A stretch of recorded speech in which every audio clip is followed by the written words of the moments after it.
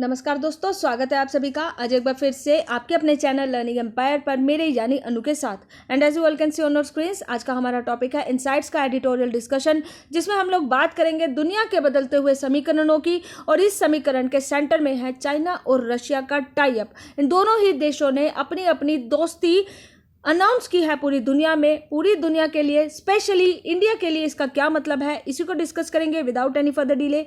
Let's start. बात करते हैं इसी दोस्ती की। तो ये दोस्ती है एक ट्रायंगल में। तो दोस्तों, इस दोस्ती का आना इसलिए हुआ है क्योंकि बीच में आता है अमेरिका। तो तीन देशों के बीच में बना हुआ ये एक ट्रायंगल है। एक कोना है रशिया का, दूसरा है चाइना का, और तीसरा जो कोना है वो आता है अमेरिका का।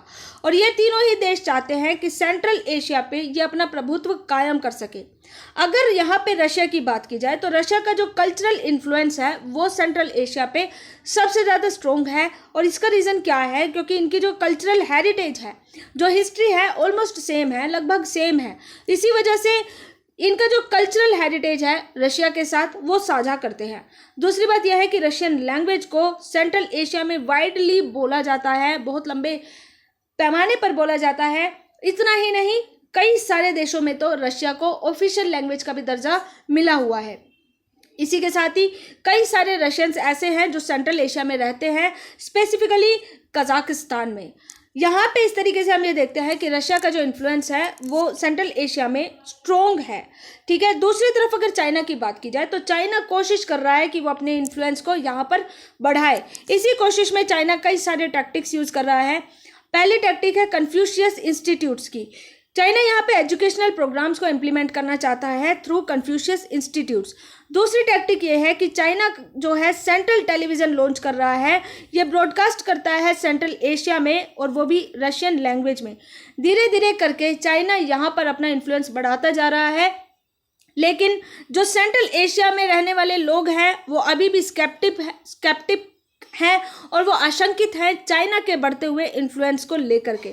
अगर यहाँ पर अब अमेरिका की बात की जाए तो अमेरिका जो है दोस्तों, इसने सेंट्रल एशिया की मदद की थी अपनी मार्केट इकोनॉमी को सुधारने में, ट्रांजिशन करने में। दूसरी बात यह है कि डेमोक्रेसी का जो आइडिया था वो अमेरिका के द्वारा ही सेंट्रल एशिया को दिया गया था। लेकिन वेस्ट की जो अट्रैक्टिवनेस है वो अब सेंट्रल एशिया में कहीं ना कहीं कम होती नजर आ रही है।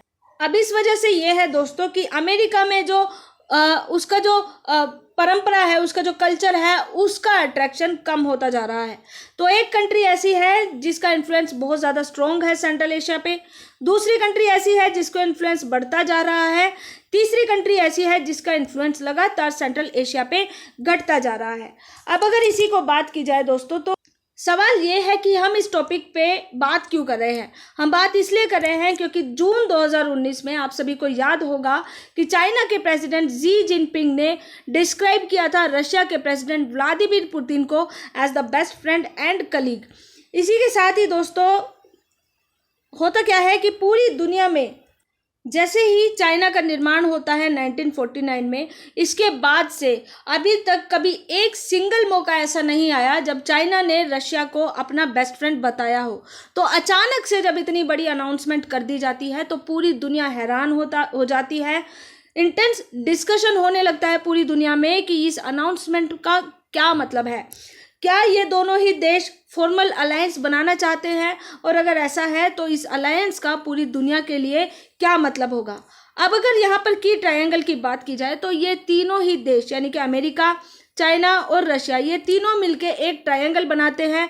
और ये ट्रायंगल जो है 1950 के दशक से लगातार ग्लोबल पॉलिटिक्स को रीशेप करता आया है।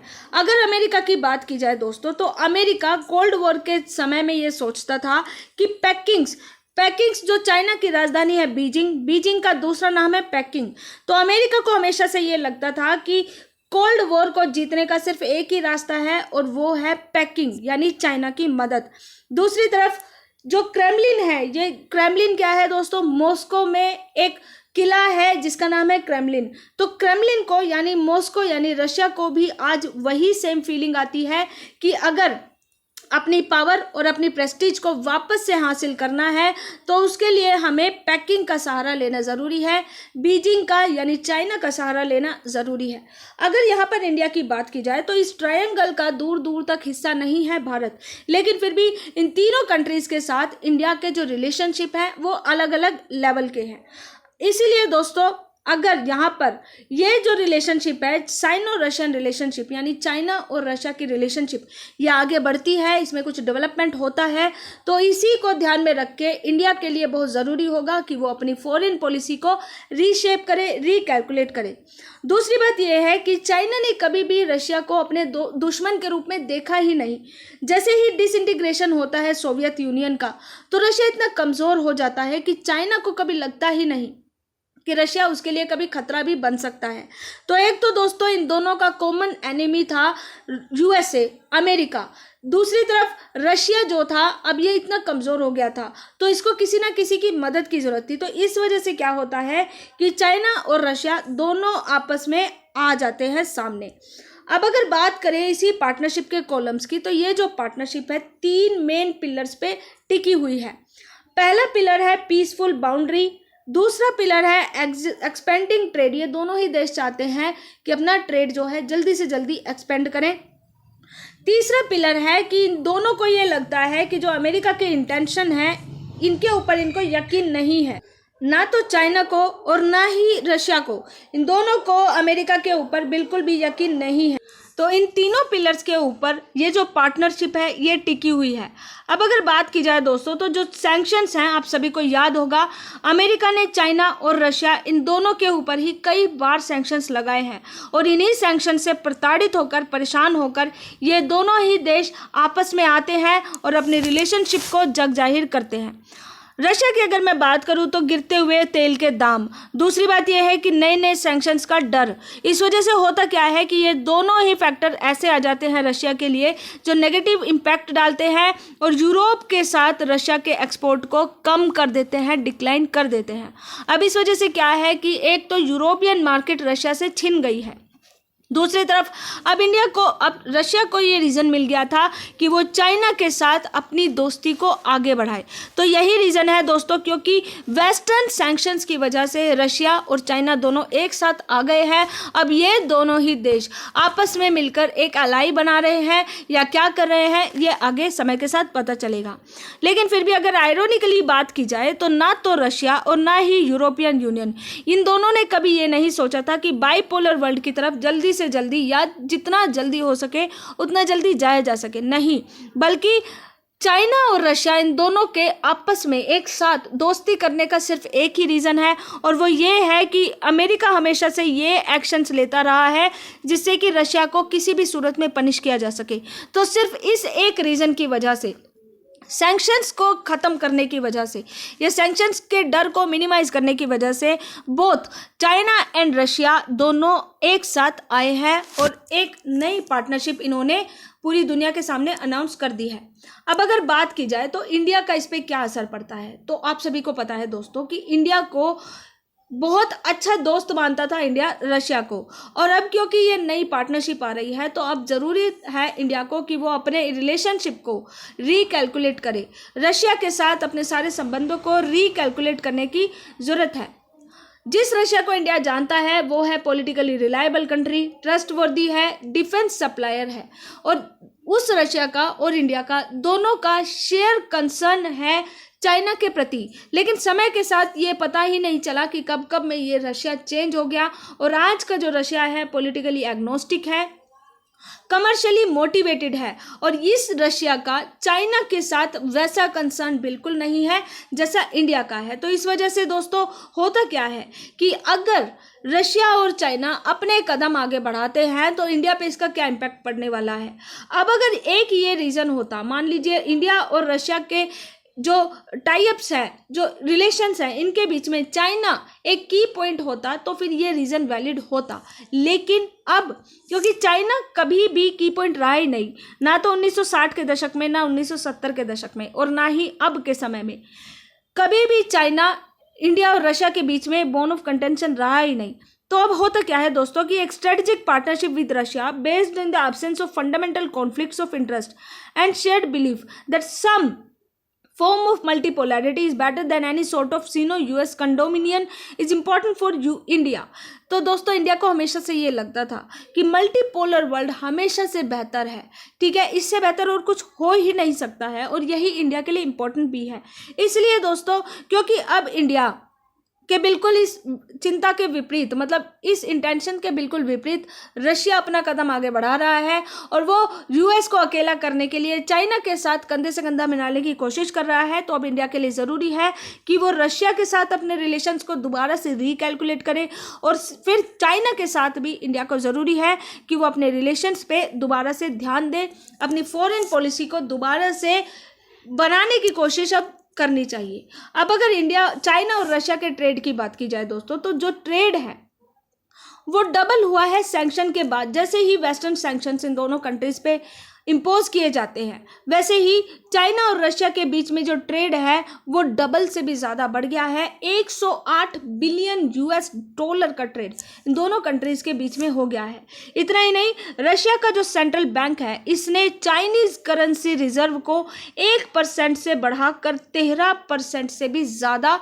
कर दिया है। यानी कि इस रिलेशनशिप को पूरी कोशिश की जा रही है कि बहुत ज़्यादा आगे बढ़ाया जाए। चाइना जो कि जर्मनी से इंडस्ट्रियल प्लांट्स सप्लाई करता था, टेक्नोलॉजी सप्लाई करता था, अब इसने भी इस इंपोर्ट को धीरे धीरे करके कम करना शुरू कर दिया है। रशिया के लिए पॉजिटिव बात क्या है, ये जो चाइना और रशिया का जो ट्रेड है इसमें नॉमिनल सरप्लस रशिया जो है इंजॉय करता है। इसलिए एक तो सीधे सीधे रीज़न ये है कि रशिया जो है चाइना के साथ इस रिलेशनशिप को आगे बढ़ाए। एक और बात यह है दोस्तों कि इन दोनों का जो रिलेशनशिप है वो हायर टेक्नोलॉजी लेवल पे इनका एक्सपोर्ट चलता है। तो इनका जो एक्सपोर्ट है वो बेसिकली हायर टेक्नोलॉजी लेवल का है, और ये जो एक्सपोर्ट है लेबर इंटेंसिव गुड्स का, ये धीरे धीरे कम हो गया है। तो ये दोनों ही देश आपस में टेक्नोलॉजी को एक्सपोर्ट कर रहे हैं, एक्सचेंज कर रहे हैं। तो इस वजह से ये दोनों ही टेक्नोलॉजिकली एडवांस होना चाहते हैं, इसलिए ये दोनों देश आगे बढ़ना चाहते हैं। The Russian export had continue to focus on raw materials specially oil and gas. तो रशिया हमेशा से ही एक्सपोर्ट करता आ रहा है ऑयल, गैस और इसी तरीके के रॉ मटेरियल्स को। चाइना को एनर्जी की ज़रूरत है और रशिया को पैसों की ज़रूरत है। चाइना के पास पैसा खूब है और रशिया के पास एनर्जी खूब है, तो दोनों एक दूसरे की ज़रूरतों को पूरा कर सकते हैं। जो इन्वेस्टमेंट की रिलेशनशिप है, ये जो रिलेशनशिप है, इसमें चाइना का जो इंटरेस्ट था वो ये था कि इसको अपनी एनर्जी जो है समय समय पे मिलती रहे, इसके पास एनर्जी की कमी ना हो। इसी दिशा में क्या हुआ है कि पावर ऑफ साइबेरिया नाम से एक टनल बनाई गई है। ये 400 बिलियन यूएस डॉलर का एक प्रोजेक्ट था जो 30 सालों तक के लिए चाइना को पावर सप्लाई करने वाला था, और ये इस प्रोजेक्ट में 1800 मील लंबी पाइपलाइन बनाई जानी थी, और इसी पाइपलाइन को बोला गया है पावर ऑफ साइबेरिया। तो दोस्तों एक तरफ रशिया के लिए ये बहुत इंपॉर्टेंट है कि वो चाइना से कैपिटल गेन करे प्लस चाइना का साथ हासिल करे। इसी वजह से रशिया जो है चाइना के साथ बना हुआ है। अब अगर बात करें कि चाइना को इस ट्रेड में क्या एडवांटेज मिलती है, तो जैसे कि आप सभी को पता है दोस्तों कि इकोनॉमिक पिलर के लिहाज से रशिया जो है नॉमिनल ट्रेड सरप्लस एंजॉय कर रहा है चाइना के साथ, और इसलिए यही सेम रीज़न है कि चाइना भी रशिया के साथ आगे इस पार्टनरशिप को कैरी फॉरवर्ड करे। Most of its export to Russia are now at a higher technology. Same reason दोस्तों, दोनों ही देश जो है टेक्नोलॉजी को एक्सचेंज कर रहे हैं as compare to labour intensive goods. तो ये जो लेबर इंटेंसिव गुड्स हैं ये डिक्लाइन हुए हैं, जबकि टेक्नोलॉजी जो है इसमें एक्सपोर्ट इंपोर्ट जो है वो बहुत हद तक बढ़ा है। At the other end of spectrum Russia export have continue to focus on raw materials specially oil and gas, और इसी की तो चाइना को ज़रूरत है। डिस्पाइट चाइनीज प्रोमिस, दोस्तों चाइना ने हमेशा से ये चाहा था कि उसके पास जो एनर्जी की सप्लाई है वो लगातार बनी रहे, और इसी दिशा में पावर ऑफ साइबेरिया नाम से एक प्रोजेक्ट भी इनिशिएट किया गया था रशिया के द्वारा। तो जो मेन फैक्टर्स रशिया को ध्यान में रख के, मतलब रशिया के लिए पॉजिटिविटी का काम कर रहे हैं, सेम फैक्टर्स चाइना के लिए पॉजिटिविटी का काम कर रहे हैं। लेकिन यहाँ पर 2-3 चीज़ें ऐसी है जिस पे फोकस करना ज़रूरी है। Russia remains very about allowing any dominion role for China in oil and gas. China का जो रोल है ऑयल एंड गैस में, रशिया कभी नहीं चाहता कि वो अपनी डोमिनेंस, चाइना की डोमिनेंस यहाँ पर बढ़ने दे। इनफैक्ट लॉन्ग टर्म की अगर बात की जाए तो दोनों ही देशों के जो इकोनॉमिक इंटरेस्ट हैं वो अलग अलग है। तो ये जो पार्टनरशिप है कितने लंबे समय तक चलती है इसके बारे में भी कहा नहीं जा सकता है, क्योंकि दोनों के जो इकोनॉमिक इंटरेस्ट है वो अलग अलग है। चाइना चाहता है ऑयल और गैस में वो अपनी डोमिनियंस बना के रखे, लेकिन रशिया चाहता है कि हम ऐसा नहीं होने देंगे। रशिया ये चाहता है कि क्योंकि चाइना पूरी तरीके से एनर्जी डिपेंडेंट कंट्री है, एनर्जी के लिहाज से चाइना जो है डिपेंड है रशिया पे, और इसी वजह से रशिया कोशिश कर सकता है कि वो चाइना को कंट्रोल करे, लेकिन चाइना ऐसा बिल्कुल भी एक्सेप्ट नहीं करेगा कि उसके ऊपर कोई बाहरी ताकत आके उसको कंट्रोल करे। नेक्स्ट पॉइंट ये है कि चाइना को ये फील होता है कि वो रशिया की इकोनॉमी को इंटीग्रेट कर सकता है। रशिया को पैसों की ज़रूरत है, चाइना के पास पैसे तो भर भर के हैं, तो चाइना जो है रशिया को पैसे दे देगा और उसकी इकोनॉमी को इंटीग्रेट कर देगा। लेकिन दोस्तों ये फैक्ट है कि रशिया को पैसों की ज़रूरत है, लेकिन इस पैसे की वजह से रशिया अपनी इकोनॉमिक इंडिपेंडेंस और सोवरेनिटी को किसी भी लिहाज से खोना नहीं चाहेगा। तो इस वजह से दोस्तों ये कुछ पॉइंट्स हैं जो की पॉइंट्स के रूप में आगे चल के काम कर सकते हैं। China's rise, Russia's unease. अब अगर इस टॉपिक पे रशिया को कहीं ना कहीं इस बात से प्रॉब्लम है कि सेंट्रल एशिया में चाइना का जो इन्फ्लुएंस है वो लगातार बढ़ता जा रहा है। तो रशिया का जो बढ़ता हुआ पावर गैप है, इस वजह से क्या हो रहा है कि रशिया का इन्फ्लुएंस उसके खुद के पड़ोस में कम होता जा रहा है। अब रशिया को इस बात का डर है कि ग्लोबल पावर में वो एक पर्टिकुलर लेवल तक सीमित होकर ना रह जाए। पहली बात यह है कि दोस्तों रशिया अपने आप को अभी भी ऐसा मानता है जैसे कि वो पूरी दुनिया में सबसे ज़्यादा पावरफुल है। रशिया अपने आप को वर्ल्ड पावर कंसीडर करता है और वो उम्मीद करता है कि पैसिफिक से लेकर अटलांटिक तक जो भी यूरोशियन एग्रीमेंट होंगे उन सब के सेंटर में रशिया ही होगा। रशिया का इतना बड़ा विज़न है और इस विज़न में यूएस की पावर को रशिया अपने लिए सबसे बड़ा थ्रेट मानता है। यूएस का कॉमन एनिमी है चाइना और दुश्मन का दुश्मन हमेशा दोस्त होता है, इसलिए रशिया जो है चाइना के साथ कंधे से कंधा मिलाकर चलने की कोशिश कर रहा है। अब इस वजह से ये नहीं है दोस्तों कि रशिया को चाइना को लेकर जो भी कंसर्न है वो डिसअपियर हो गए, नहीं, रशिया अभी भी चाइना के इन्फ्लुएंस को लेकर के चिंतित है। Russia is concern about asymmetry, growing asymmetry and China's pre eminence. दोस्तों चाइना का जो इन्फ्लुएंस है वो लगातार सेंट्रल एशिया में बढ़ता जा रहा है। आर्कटिक रीजन में चाइना अपना इन्फ्लुएंस बढ़ाता जा रहा है। चाइनीज माइग्रेट कर रहे हैं रशिया में, फार ईस्ट में। तो इस वजह से, इन सभी फैक्टर्स की वजह से रशिया जो है चाइना के इन्फ्लुएंस को लेकर कहीं ना कहीं चिंतित भी है। रशिया रियल डेंजर में है, उसको ये हमेशा से ही डर सताता है कि वो कहीं एक जूनियर पार्टनर बनकर ना रह जाए। अगर ऐसा होगा तो रशिया के जो वाइड विजन है उनका बिल्कुल खात्मा हो जाएगा। रशिया के जो पॉलिसी मेकर्स हैं उनके लिए ये ज़रूरी है कि वो चाइना की जो पॉसिबिलिटी है, ऐसा होता है कि चाइना हमेशा जहाँ भी जाता है उसके किसी ना किसी टेरिटरी को वो अनेक्स कर लेता है, लोन देकर या किसी भी रूप में वो चाइना जो है किसी भी देश की टेरिटरी को गुलाम बना लेता है। तो रशिया के जो पॉलिसी मेकर्स हैं इन फैक्ट को इग्नोर नहीं करना चाहिए और हमेशा से इस एक पॉसिबिलिटी को ध्यान में रख के ही इस पार्टनरशिप को आगे बढ़ाना चाहिए कि कहीं चाइना कल को रशिया के भी किसी एक पर्टिकुलर हिस्से पे अपना अधिकार ना जमाने लग जाए। अब अगर कंक्लूजन की बात की जाए दोस्तों, तो प्राइम मिनिस्टर इंदिरा गांधी जी ने मॉस्को में 20 सितंबर 1982 को एक स्पीच दी थी। उस स्पीच में उन्होंने कहा था कि the garden of friendship like all gardens must be consistently tended, यानी कि जिस तरीके से सभी गार्डन्स हमेशा ही फलते फूलते हैं वैसे ही दोस्ती का गार्डन भी हमेशा ही फलता फूलता रहना चाहिए। किसी भी देश के साथ किसी भी तरीके के सभी प्रकार के डिप्लोमेटिक चैनल्स को ख़त्म नहीं किया जाना चाहिए। वहाँ पे कुछ स्कोप बना रहना चाहिए मल्टीपोलैरिटी का, जिससे कि हम उस देश के साथ अपना जो टाई अप है वो स्थापित करे रहे। इंडिया का जो फॉरेन पॉलिसी है इसका फ्यूचर पूरी तरीके से इस ट्रायंगल पे डिपेंड करता है। यूएस इस ट्रायंगल के प्रति किस तरीके से रिएक्शन देगा और यूएसएसआर यानी रशिया और चाइना, इन दोनों का फ्यूचर में चल के जो ये रिलेशन है किस हद तक आगे जाएंगे, इन सभी चीज़ों पे डिपेंड करता है इंडिया की फ्यूचर की फॉरेन पॉलिसी का एक बहुत बड़ा हिस्सा। New reality of China Russian relations is this one where substantial expansion of bilateral cooperation is accompanied by growing asymmetry and China's preeminence। दोस्तों, चाइना ऑलरेडी बहुत ज़्यादा इन्फ्लुएंस अपना कई देशों में बनाए हुए हैं, और जैसे ही ये रिलेशंस आगे फलते फूलते हैं, इससे ग्लोबल पॉलिटिक्स जो है पूरी तरीके से चेंज हो जाएगी। और इसी वजह से जो है रशिया का जो सेंट्रल एशिया में और आर्कटिक रीजन में Russia including in Russia's backyard as Central Asia and Arctic region, हाँ, तो चाइना का जो इन्फ्लुएंस है वो पूरी दुनिया के कई सारे देशों में बढ़ता जा रहा है, और इन देशों में रशिया का बैकयार्ड सेंट्रल एशिया और आर्कटिक रीजन भी ऑलरेडी है। तो इंडिया के जो फॉरेन रिलेशंस होंगे, जो फॉरेन पॉलिसी होने वाली है आने वाले समय पे, इन तीनों देशों के इर्द गिर्द बहुत हद तक घूमने वाली है। उम्मीद करती हूँ आज के सेशन से आपको बहुत कुछ सीखने को मिला होगा। If yes, तो do like, share and subscribe our channel and press the bell icon for more updates. Most importantly, stay home, stay safe. God bless you all. Jai Hind.